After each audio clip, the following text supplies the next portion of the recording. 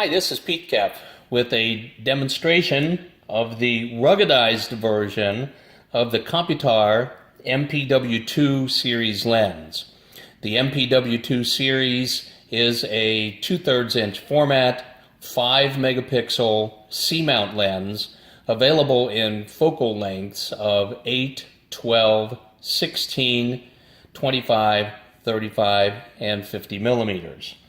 Now, the ruggedized version it has identical optics as the MPW2, but it has some significant differences, which we'll share with you here in a minute. Now, why would you use a ruggedized lens? Well, most of the time the reason is that you're trying to minimize some image aberration under some kind of changing conditions. Most of the time it's temperature related or vibration / shock related. You can have some pixel drift when the temperature changes just because of the mechanics inside a lens. And also, of course, vibration on a machine can vibrate loose the aperture ring and the focus ring on a standard lens. So that's when you'd use a ruggedized lens. But also, and I'll take the lens caps off here, it also has a much smaller form factor. So machine access might be something that might be a factor, and the smaller form factor might help you out on that.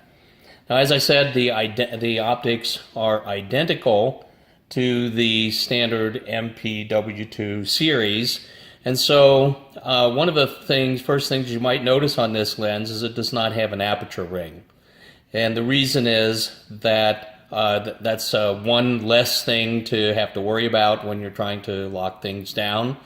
Most of the time you'll set up your vision application and you won't change the aperture anyway, so the way that you would handle that with this lens is that you would set your application up with a standard MPW2 lens, record the aperture, and then purchase a fixed aperture for the lens. You can see here is an aperture, fixed aperture for the lens, corresponding to what your application requirement is.